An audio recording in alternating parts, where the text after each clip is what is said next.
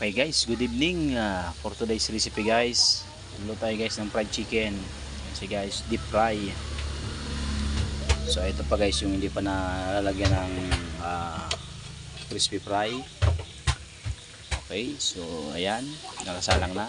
Ito pa yung lagyan natin ng crispy fry. Yan siya.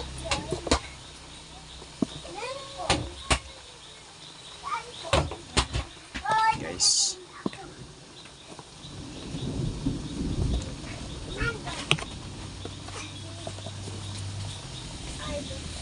Siya.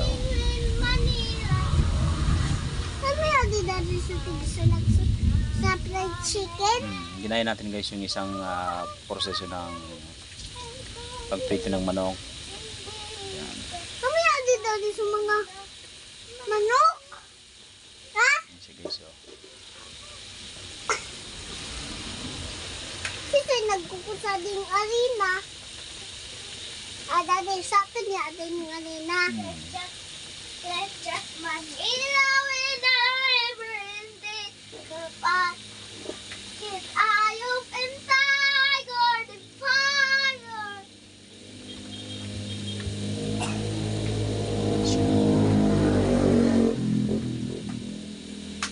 Ano sa sinyo, Dade? Haba? O ano pa? Pigulat? Marigo sa mga labar. Dito na sa spot. Tapi mura na. Dapat pala guys pagprito ng manok, ganito yung proseso.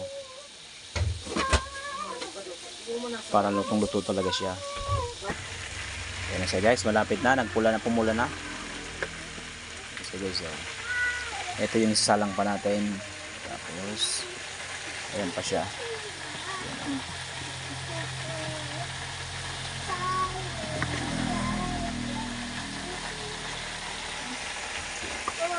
Lapit na natin siya guys, balik na rin kasi medyo pupula na.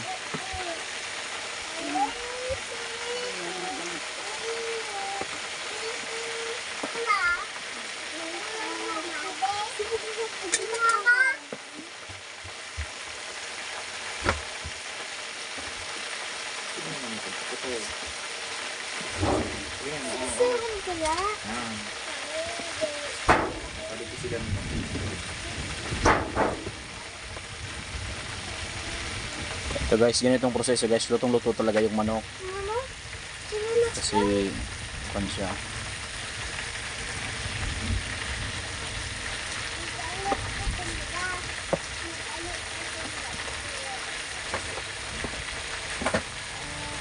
Kapten ko di Dade. So ayan na guys yung finished product niya guys. Oh. Ayan. Juicy. Ayan siya. Ayan na. Ito pa guys yung isalang natin. Ayan pa siya. Malapit na natin hanguin itong mga kasabay itong sinalang natin na una.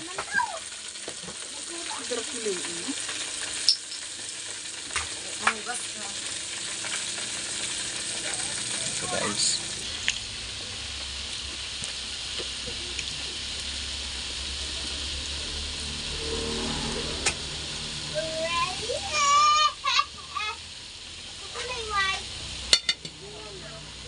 So guys, ito yung sasalang na lang natin, 3 piraso na lang. Ito yung finished product guys. Yan,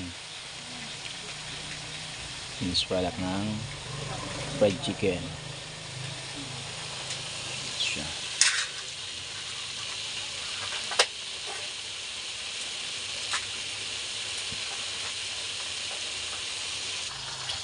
So ayan na guys yung finished product nya. Kunti na lang guys yung nakasalang. So guys, yan nagkat na guys. Anong pakususun yan? Diyan na.